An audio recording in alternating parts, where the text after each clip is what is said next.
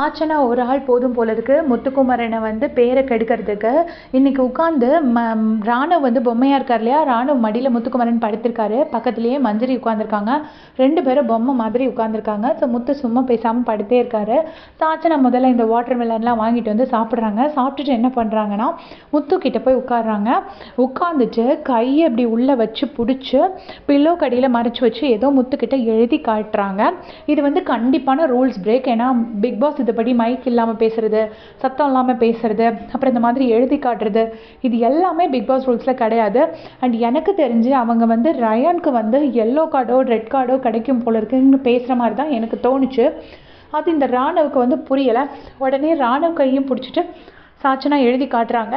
ராணுவுக்கு அப்போ அது லாஸ்ட் வேர்டா, லாஸ்ட்டா, ஃபஸ்ட்டா அப்படிலாம் கேட்குறாங்க. உடனே முத்துக்குமரன் வந்துட்டு, ஓ அப்போ அந்த மரத்தை பற்றி தான் நீ பேசிகிட்டு இருக்கியா அப்படின்னு சொல்கிறாங்க. உடனே வந்துட்டு சாச்சனா அப்படி சிரிக்கிறாங்க. ஐயோ எல்லாத்தையும் வெளியே உளறிட்டனே அப்படின்ட்டு முத்து சிரிக்கிறாங்க. அது எதுக்குன்னா நம்மளை கன்ஃபியூஸ் பண்ணுறதுக்காக தான் அப்படி பண்ணுறாரு. ஓகே, நல்லா தெரியுது.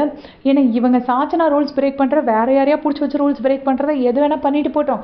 முத்துக்குமரன் பேரை ஏமாக்க எடுக்கிறேன். அந்த பையன் டைட்டில் வின்னர் ரேஸ்க்கு ரெடி ஆகிட்டுருக்கான். வந்து ஒரு நல்ல ஒரு இதில் இதாகிட்டுருக்கான். இந்த பொண்ணை வச்சுட்டு எப்படி ஒரு 3-4 வாரம் இருந்துட்டு அந்த ஃபேமிலி வீக் முடிஞ்சோடனே இந்த பொண்ணு போயிடும். ஆனால் ஒரு டைட்டில் வின்னர் மெட்டீரியலோட பேரை கெடுக்கிறது வந்து நமக்கு ரொம்ப இடைஞ்சலாக இருக்குது.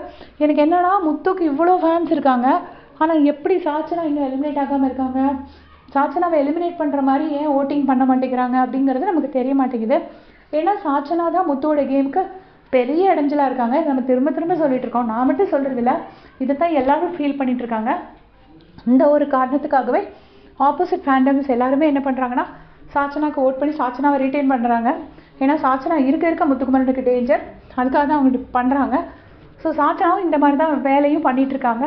ஸோ இதை பற்றி நீங்கள் என்ன நினைக்கிறீங்கன்னு மறக்காமல் கமெண்ட்ஸில் சொல்லுங்கள். Thanks for